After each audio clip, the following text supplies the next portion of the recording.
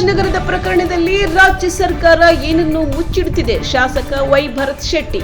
ಹೌದು, ಚಾಮರಾಜನಗರದ ಹನೂರಿನಲ್ಲಿ ನಡೆದ ಗುಂಡಿನ ಚಕಮಕಿ ಪ್ರಕರಣವನ್ನು ರಾಜ್ಯ ಸರ್ಕಾರ ಮರೆಮಾಡಲು ಪ್ರಯತ್ನಿಸುತ್ತಿದೆ ಎಂದು ಬಿಜೆಪಿ ಶಾಸಕ ವೈ ಭರತ್ ಶೆಟ್ಟಿ ಆರೋಪಿಸಿದ್ದಾರೆ. ರಾಜ್ಯ ಸರ್ಕಾರ ಈ ವಿಷಯವನ್ನು ಮರೆಮಾಡಲು ಪ್ರಯತ್ನಿಸುತ್ತಿದೆ. ಅವರು ಏನನ್ನು ಮರೆಮಾಡುತ್ತಿದ್ದಾರೆ ಎಂದು ನನಗೆ ಅನಿಸುತ್ತಿದೆ ಎಂದು ತಿಳಿಸಿದ್ದಾರೆ. ಗುಂಡಿನ ಚಕಮಕಿ ಎನ್ಕೌಂಟರ್ ಕಾಡಿನಲ್ಲಿ ಏನೋ ನಡೆದಿದೆ ಎಂಬುದರ ಬಗ್ಗೆ ಅವರಿಗೆ ಸ್ಪಷ್ಟತೆ ಇಲ್ಲ. ಸದನದಲ್ಲಿ ಒಬ್ಬೊಬ್ಬರು ಒಂದೊಂದು ಹೇಳಿಕೆ ನೀಡುತ್ತಿದ್ದಾರೆ. ಒಬ್ಬ ವ್ಯಕ್ತಿಯಾದರೆ ನಂಬಬಹುದು, ಆದರೆ 3 ಜನರನ್ನು ಅಚಾನಕ್ಕಾಗಿ ಸಾಯಿಸಲು ಹೇಗೆ ಸಾಧ್ಯ? ಈ ಬಗ್ಗೆ ಉನ್ನತ ಮಟ್ಟದ ತನಿಖೆಯಾಗಬೇಕು ಎಂದು ಅವರು ಹೇಳಿದ್ದಾರೆ. ವರದಿ Madhu R, Karunadu TV, Chamarajanagar. This government, this Karnataka state government is trying to hide this matter. We feel that they are hiding something. They have not been very clear about the shootout, the encounter, what has happened in the forest. They are not very clear about it. They are only contradicting each other. The minister is contradicting, the MLA is contradicting each other, the MP, all are from Congress. They are all contradicting each other. On the floor of the house, the forest minister gives another statement. There are a lot of loopholes in this whole this thing, the story they are coming up with. We really don't know how come 3 people were shot at almost point blank range. I would say few meters. How 3 people, one person I can understand. 3 people, if they have to be shot, something else is there in this. So obviously the Tamil Nadu government is also taking cognizance of this because they feel their persons are also involved in who have been encountered there. So they have come out with a statement.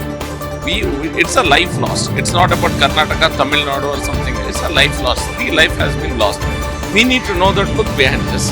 So obviously a high level investigation is required into this matter.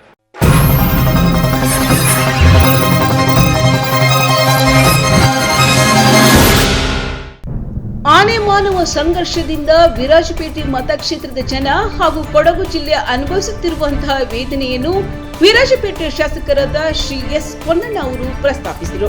ಹೌದು, ಆನೆ ಮಾನವ ಸಂಘರ್ಷದಿಂದ ವಿರಾಜಪೇಟೆ ಮತಕ್ಷೇತ್ರದ ಜನ ಹಾಗೂ ಕೊಡಗು ಜಿಲ್ಲೆ ಅನುಭವಿಸುತ್ತಿರುವಂತಹ ವೇದನೆಯನ್ನು, ಕೊಡಗಿನ ಜನ ಅನುಭವಿಸುತ್ತಿರುವ ಸಮಸ್ಯೆಯನ್ನ, ಉಂಟಾಗುತ್ತಿರುವ ಪ್ರಾಣಹಾನಿ, ಬೆಳೆ ಹಾನಿಯನ್ನ ಮುಂದಿನ ದಿನಗಳಲ್ಲಿ ಸರಿಪಡಿಸುವ ನಿಟ್ಟಿನಲ್ಲಿ ಶೂನ್ಯ ವೇಳೆಯಲ್ಲಿ ಸದನದ ಗಮನ ಸೆಳೆದು ರಾಜ್ಯ ಸರ್ಕಾರ ತಕ್ಷಣವೇ ಸ್ಪಂದಿಸಬೇಕೆಂದು ಮಾನ್ಯ ಮುಖ್ಯಮಂತ್ರಿಗಳ ರಾಜಕೀಯ ಕಾರ್ಯದರ್ಶಿಗಳು ಹಾಗೂ ವಿರಾಜಪೇಟೆ ಶಾಸಕರಾದ ಶ್ರೀ ಅಜಯ್ ಕುಟೀರ್ ಎಸ್ ಪೊನ್ನಣ್ಣ ಅವರು ಪ್ರಸ್ತಾಪಿಸಿದರು. ಹಾಗೆಯೇ ಇದು ಕೇಂದ್ರ ಹಾಗೂ ರಾಜ್ಯ ಇಬ್ಬರ ಹೊಣೆಯಾಗಿರುತ್ತದೆ ಎಂದು ಪ್ರಸ್ತಾಪಿಸಿದರು.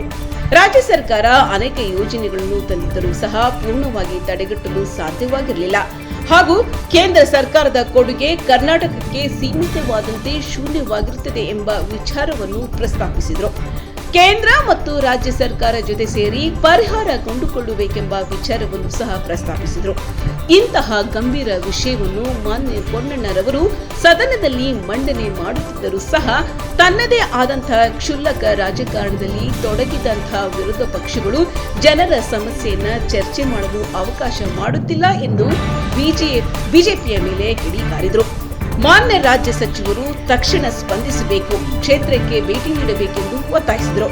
ಅರಣ್ಯ ಸಚಿವರ ಪರವಾಗಿ ಮಾನ್ಯ ಸಚಿವರಾದ ಕೃಷ್ಣ ಬೈರೇಗೌಡ ಅವರು ತಕ್ಷಣವೇ ಉತ್ತರ ನೀಡಿರುತ್ತಾರೆ. ಜಿಲ್ಲೆಯಲ್ಲಿ ನಾಟಕವಾದಂತಹ ಪ್ರತಿಭಟನೆ ಮಾಡುತ್ತಿರುವ ಬಿಜೆಪಿಯವರು ಈ ವಿಷಯವನ್ನು ಪ್ರಸ್ತಾಪ ಮಾಡಿಸುವ ಸಂದರ್ಭದಲ್ಲಿ ಸದನ ಅಡ್ಡಿಪಡಿಸಿರುವಂತದ್ದು ನಿಜವಾಗಲೂ ಪ್ರಜಾಪ್ರಭುತ್ವದ ಕಗ್ಗೊಲೆ ಹಾಗೂ ಭಾರತೀಯ ಜನತಾ ಪಕ್ಷದ ನಾಟಕವನ್ನು ಬಯಲು ಮಾಡಿರುತ್ತದೆ ಎಂಬುದು ಸ್ಪಷ್ಟ ಎಂದಿದ್ದಾರೆ. ವರದಿ ಎಂಎಂ ಅಬ್ದುಲ್ ರಜಾಕ್, ಕರ್ನಾಡು ಟಿವಿ, ಮಡಿಕೇರಿ ತಾಲೂಕು. ಅಧ್ಯಕ್ಷರೇ, ಬಹಳ ಒಂದು ಗಂಭೀರವಾದಂತಹ ವಿಚಾರವನ್ನು ಜಿಲ್ಲೆಯಲ್ಲಿ ಇವತ್ತು ಮಾನವ ಮತ್ತು ಆನೆಯ ಸಂಘರ್ಷ ತಾರತಕ್ಕೆ ಏರಿದೆ. ಸಾವುಗಳ ಸರಮಾಲೆಯನ್ನೇ ಇವತ್ತು ನಾವು ಕಾಣ್ತಾ ಇದ್ದೇವೆ. ಬಹಳ ತುರ್ತು ಪರಿಸ್ಥಿತಿ, ಜನ ಪ್ರತಿಭಟನೆ ಅನೇಕ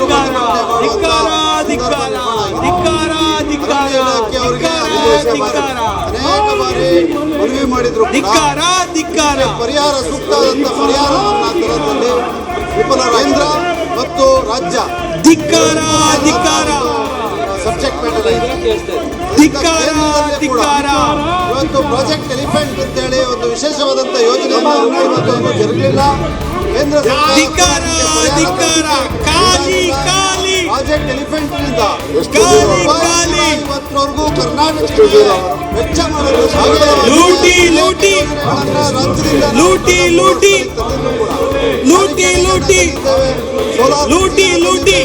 ಹೊಸ ಟ್ರೆಂಚಸ್ ಆದರೂ ಕೂಡ ದರ್ಶನವನ್ನ ತಡೆಯಲಿಕ್ಕೆ ಕಡೆ ವಿಶೇಷವಾದಂತಹ ಗಮನವನ್ನು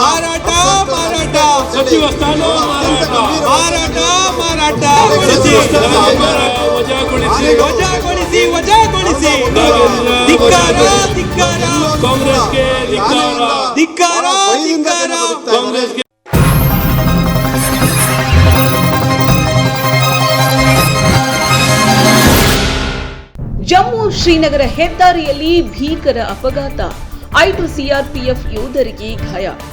ದಕ್ಷಿಣ ಕಾಶ್ಮೀರದ ಕುಲಾಂ ಜಿಲ್ಲೆಯ ಗಾಜಿಪುರ್ನಲ್ಲಿ ಮಂಗಳವಾರ ಜಮ್ಮು ಶ್ರೀನಗರ ರಾಷ್ಟ್ರೀಯ ಹೆದ್ದಾರಿಯಲ್ಲಿ ಟ್ರಕ್ ಮತ್ತು ಅರೆಸೇನಾ ಪಡೆಯ ಮಿನಿ ಟ್ರಕ್ ಮುಖಾಮುಖಿ ಡಿಕ್ಕಿ ಹೊಡೆದ ಪರಿಣಾಮ 5 ಸಿಆರ್ಪಿಎಫ್ ಸಿಬ್ಬಂದಿ ಹಾಗೂ ಟ್ರಕ್ನ ಚಾಲಕ, ಕಂಡಕ್ಟರ್ ಸೇರಿದಂತೆ ಕನಿಷ್ಠ 7 ಮಂದಿ ಗಾಯಗೊಂಡಿದ್ದಾರೆ. ಲೆವಾರಾ ಪ್ರದೇಶದಲ್ಲಿ ನಡೆದ ಈ ಅಪಘಾತದ ಬಗ್ಗೆ ಪೊಲೀಸರು ತನಿಖೆ ಆರಂಭಿಸಿದ್ದು, ಅಪಘಾತದ ಸಂದರ್ಭ ಮತ್ತು ಕಾರಣವನ್ನು ಪತ್ತೆ ಹಚ್ಚಲು ಪ್ರಯತ್ನಿಸುತ್ತಿದ್ದಾರೆ. ಗಾಯಾಳುಗಳ ಸ್ಥಿತಿ ಸ್ಥಿರವಾಗಿದೆ ಎಂದು ಅಧಿಕಾರಿಗಳು ತಿಳಿಸಿದ್ದಾರೆ. ವರದಿ Siddharth, news bureau, Karnataka TV, ನವದೆಹಲಿ.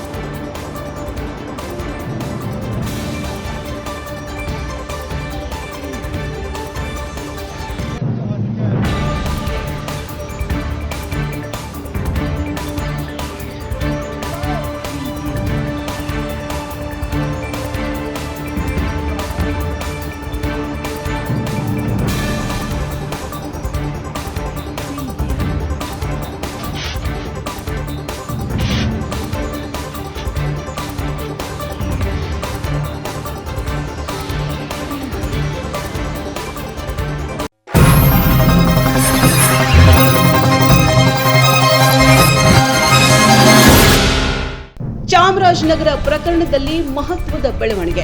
ಹೌದು, ಮಹಿಮ್ ದಾಸ್ನಿಂದ ವಿಡಿಯೋ ಬಿಡುಗಡೆಯಾಗಿದ್ದು, ಹನೂರಿನಲ್ಲಿ ಅರಣ್ಯ ಇಲಾಖೆ ಸಿಬ್ಬಂದಿಯ ಗುಂಡೇಟಿಗೆ 3 ಬಲಿಯಾದ ಘಟನೆ ಪ್ರಕರಣದಲ್ಲಿ ಮಹತ್ವದ ಬೆಳವಣಿಗೆಯೊಂದು ನಡೆದಿದೆ.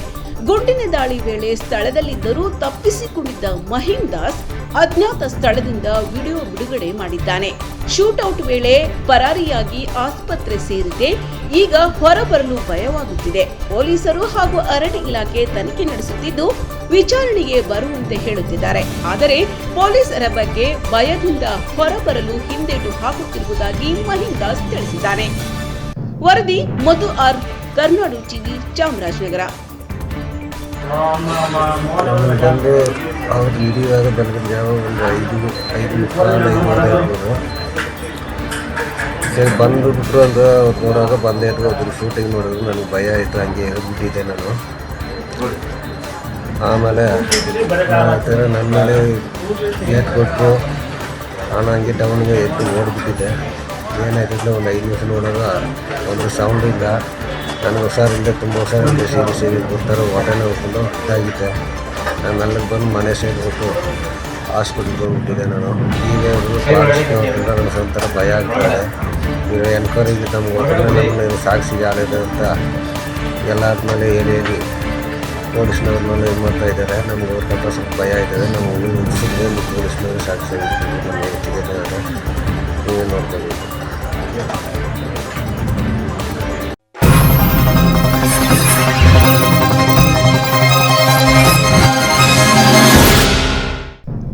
ನಮ್ಮ ದೇಶಕ್ಕಾಗಿ ಸೋನಿಯಾ ಗಾಂಧಿ ಏನ್ ಮಾಡಿದ್ದಾರೆ ಎಂದು ಕುಮಾರಸ್ವಾಮಿ ವಾಗ್ದಾಳಿ. ಕೇಂದ್ರ ಸಚಿವ ಎಚ್.ಡಿ. ಕುಮಾರಸ್ವಾಮಿ ಅವರು ಎಐಸಿಸಿ ಕಚೇರಿಯಲ್ಲಿ ವಂದೇ ಮಾತರಂ ಗೀತೆಯನ್ನು ವಿರೋಧಿಸಿದ್ದಕ್ಕಾಗಿ ಕಾಂಗ್ರೆಸ್ ಅಧ್ಯಕ್ಷ ಸೋನಿಯಾ ಗಾಂಧಿ ಅವರ ವಿರುದ್ಧ ತೀವ್ರ ವಾಗ್ದಾಳಿ ನಡೆಸಿದ್ದಾರೆ. ಬೆಂಗಳೂರಿನಲ್ಲಿ ಮಾತನಾಡಿದ ಅವರು, ಸ್ವಾತಂತ್ರ್ಯ ದಿನದಂದು ಕಾಂಗ್ರೆಸ್ ಕಚೇರಿಯಲ್ಲಿ ನಡೆದ ಘಟನೆ ಅನುಚಿತವಾಗಿತ್ತು. ನಾವೆಲ್ಲರೂ ಅದನ್ನು ಮಾಧ್ಯಮಗಳಲ್ಲಿ ನೋಡಿದ್ದೇವೆ. ಹಾಡನ್ನು ಹಾಡುತ್ತಿದ್ದವರನ್ನು ವಿರೋಧಿಸುವ ಮೂಲಕ ಸೋನಿಯಾ ಗಾಂಧಿ ದೇಶಕ್ಕೆ ಅಗೌರವ ತೋರಿಸಿದ್ದಾರೆ ಎಂದು ಕುಮಾರಸ್ವಾಮಿ ಆರೋಪಿಸಿದ್ದಾರೆ. ಅಲ್ಲದೆ ಅವರ ಪತಿ ದೇಶಕ್ಕಾಗಿ ಪ್ರಾಣ ತ್ಯಾಗ ಮಾಡಿದ್ದರು, ಆದರೆ ಅವರು ಏನು ತ್ಯಾಗ ಮಾಡಿದ್ದಾರೆ ಎಂದು ಪ್ರಶ್ನಿಸಿದ್ದಾರೆ. ವರದಿ Lavakumar, Karunadu TV, Bengaluru. No, yeah, that's right. That's why I'm telling you. Vande Mataram issue. How she behaved, how she behaved on that day, on Independence Day in the Congress office. We are all media. They have shown her in that issue by actually opposing the singers who are actually singing the song. We have shown. That is a disrespect to the country. No, that is right. That is right. Her husband sacrificed his life. That's right. What she has sacrificed. What is her sacrifice for India?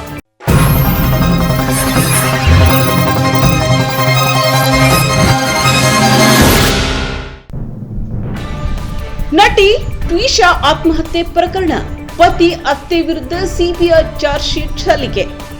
ಮಧ್ಯಪ್ರದೇಶದ ಭೋಪಾಲ್ ಮೂಲದ ನಟಿ ಟ್ವಿಷಾ ಶರ್ಮಾ ವಕೀಲ ಸಮರ್ಥ್ ಸಿಂಗ್ ಎಂಬುವರೊಂದಿಗೆ ಕಳೆದ ವರ್ಷ December 9ರಂದು ವಿವಾಹವಾಗಿದ್ರು. ಹೆಚ್ಚಿನ ವರದಕ್ಷಿಣೆಗಾಗಿ ಕಿರುಕುಳ ನೀಡಿದ ಹಿನ್ನೆಲೆಯಲ್ಲಿ ದಿವಿಷಾ ಅವರು ಮೇ 12ರಂದು ನೇಣು ಬಿಗಿದುಕೊಂಡು ಆತ್ಮಹತ್ಯೆ ಮಾಡಿಕೊಂಡಿದ್ರು. ನಟಿಯ ಕುಟುಂಬಸ್ಥರು ನೀಡಿದ ದೂರಿನ ಮೇರೆಗೆ ಆಕೆಯ ಪತಿ ಸಮರ್ಥ್ ಸಿಂಗ್ ಮತ್ತು ಅತ್ತೆ ಗಿರಿಬಾಲಾ ಅವರನ್ನು ಬಂಧಿಸಲಾಗಿತ್ತು. ಇದೀಗ ಈ ಪ್ರಕರಣಕ್ಕೆ ಸಂಬಂಧಿಸಿದಂತೆ ಸಿಬಿಐ ವಿಶೇಷ ನ್ಯಾಯಾಲಯಕ್ಕೆ ದೋಷಾರೋಪಣೆ ಪಟ್ಟಿ ಸಲ್ಲಿಸಿದೆ. ವರದಿ ಮೋಹಿತ್ ಶರ್ಮಾ, ನ್ಯೂಸ್ ಬ್ಯೂರೋ, ಕರುನಾಡು ಟಿವಿ, ಭೋಪಾಲ್.